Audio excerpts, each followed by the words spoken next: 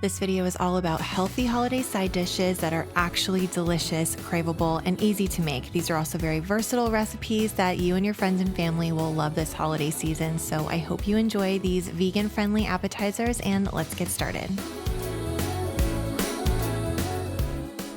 First up, we're going to be making stuffed mushrooms, and these have garlic, fresh rosemary, and a little bit of lemon zest, which I think really brightens this dish and makes it so delicious.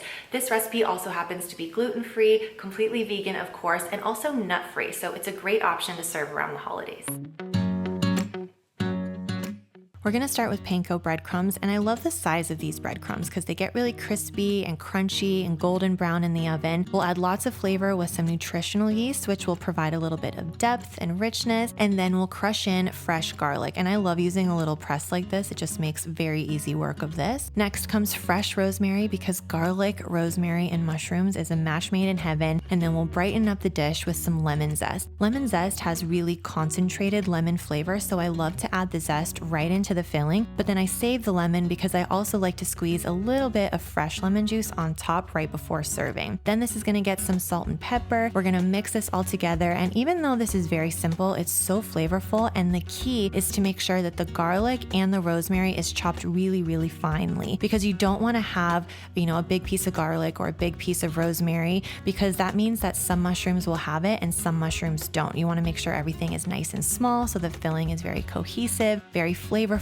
and you get a perfect bite in every bite. So we're gonna mix that together with some olive oil. Then we're going to dry off our mushrooms and then just kind of wiggle the stem back and forth until it pops out and you have the perfect little mushroom cap. And then we're going to add our filling. Then we're going to toss the mushrooms in a little bit of olive oil. This allows them to brown really nicely and evenly. And then we're gonna add our filling. My technique here is to add a little bit, press it down so it's nice and compact, and then add a little bit more on top. Just kind of sprinkle it on top to create a dome. I think that looks really pretty, and again, it creates this really nice golden brown texture as it bakes. I think it's nice to create a little contrast with recipes. So here we've got tender roasted mushrooms and crispy, crunchy breadcrumbs on top. We've got earthy with the garlic and the mushrooms and the rosemary, but then we've got a little bit of zippy freshness from a sprinkle of parsley and that lemon zest and lemon juice. It all works so well. There's lots of ways to customize this recipe. So you could swap out the nutritional yeast for a 1/4 cup of vegan Parmesan cheese. You could also change the rosemary to whatever herb you like. I find that freshly chopped sage leaves are really delicious with mushrooms and garlic, but you could also do something more summery and Mediterranean and bright with fresh basil. You could do a combination of basil and Italian parsley if you like, or even fresh chives would be good. So you can really experiment with the herbs and change it up every time you make this recipe. Finally, you can actually change the size of the mushrooms. So you can make this a little bit heartier and more substantial by using portobello mushrooms. And you would do the exact same method, the exact same filling, but that way you just have a larger stuffed mushroom. And this is really great if you're going to be making it as a side dish. Next, we're gonna be making a recipe from my new cookbook, Vegan Party Planning, and this is for all of you garlic bread lovers out there. This is very similar to garlic bread, and it's just as easy to make. I actually think it's easier because you don't have to chop up a bunch of garlic. But it's also kind of a twist, because I love, especially around the holidays, when you have a nice vegan cheese board with olives, vegan cheese, and some good bread, like warm, fluffy bread that's a little bit crispy on the outside. This recipe, my cheesy olive bread, combines all of those flavors in one, and it works as a great appetizer or side dish.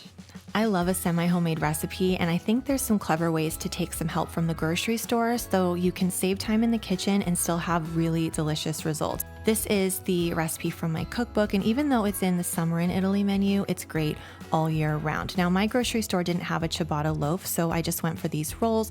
Use what you have, but I do really love using ciabatta bread for this recipe because it's very porous and therefore really absorbs a lot of the flavor. Now, another store-bought hack is that we are going to use some olive tapenade because this already has so much flavor. It's a blend of different olives, and this one has sun-dried tomatoes as well with some vinegar and spices. So this is like a flavor bomb. All you're gonna do is mix the tapenade with some vegan mozzarella cheese, and I like to lift it and kind of give it a little kick and dimension with some red pepper flakes. You don't need salt, pepper, olive oil. You don't have to butter the bread first. Just mix these 3 ingredients together, spoon it on top of the ciabatta bread, spread it out a little bit, and then bake. It could not be simpler, and it's gonna be so delicious. But as I mentioned, this recipe can be found on the Summer in Italy menu in my cookbook, and I wanted to tell you a story about this picture, which you'll find there. I took it when I was blonde around in Italy, in Capri in 2016. A bunch of us were there for my friend Laura's wedding and we had the best time. But there was one day where I went out and I explored by myself, and I just love walking around and exploring a new place. And my friend Catherine suggested that I take her new camera. She'd just gotten a nice camera. She knew that I was interested in learning photography and wanted to practice. So she very kindly offered me her camera to take pictures, and she really encouraged me to photograph my day and just practice and get used to using the camera. And I had the best time. So every time I look at this picture, it takes me right back to that day. And I'm so grateful to both Laura and Catherine for those memories. And I love looking back and thinking that I had no idea that one day that picture would end up in a cookbook of my very own, but I'm so glad that it did. This is the finished product. Your bread should be nice and golden brown and toasty on the outside, soft and fluffy on the inside, and it's gonna be so flavorful because the bread's really gonna absorb all the seasonings from the olive tapenade. You're gonna have the melty cheese, that little bit of kick from the red pepper flakes, and then garlicky, rich olives. Pair with pasta or salad or as a warm appetizer with drinks. So this is my favorite recipe to make right now, and especially because vegetables tend to get overlooked on a holiday table, this is the recipe to make. It is so flavorful. It's got everything I love about the season all in one dish, and it's just instant holiday flavor as soon as you take that first bite. This recipe is so easy. There's 3 different components, so it's gonna taste really special, but everything is easy. The first step is just to roast the cauliflower with some seasonings. We're gonna sprinkle on some dried oregano, optional fennel seed. I love it, but you can definitely leave it out if you want to. Then we'll add some dried oregano, salt, black pepper, and garlic powder. Then drizzle with olive oil. And the one little trick here is to really massage the seasonings into the vegetables. Same thing when you're making Brussels sprouts. It really makes a difference to spend an extra 30 seconds and really make sure that every single part of the cauliflower is coated in this mixture. We're gonna go ahead and bake that for about 25 minutes at 400 degrees. And then in the last 5 minutes of baking, what I like to do is add the chopped pistachios. And this is really going to toast them up a little bit, make them really nice and nutty and delicious. And pistachios just offer a great crunch to this dish, which is a perfect textural element. It's a delicate crunch, but it really makes a big difference. After the 5 minutes, we'll go ahead and add 2 handfuls of cranberries. This is going to be a kind of sweet, chewy, contrasting texture. And then drizzle on our vinaigrette. And this is a very simple vinaigrette with some fresh lemon juice, a little bit of maple syrup, and a little olive oil. And this is just going to make sure that everything is really well seasoned and flavorful and zesty. And then the last step is just to blend together a quick cashew cream. And this is going to offer a really silky, smooth, and rich texture that kind of ties everything together and just makes this dish super luxurious and special. But you're gonna pour this onto the serving platter first, put the roasted cauliflower on top, and finish with a sprinkle of parsley. This is gonna be so flavorful. You've got the silky cashew cream sauce with the golden roasted cauliflower, the crunchy pecans, the sweet and tart cranberries.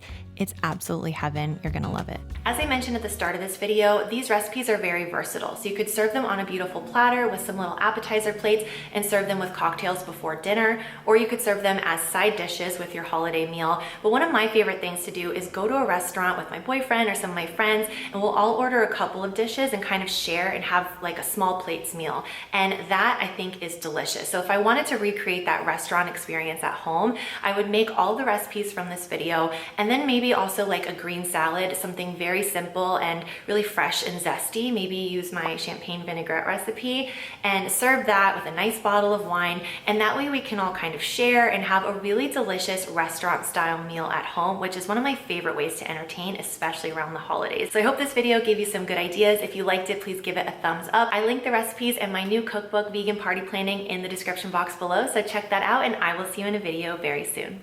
Bye.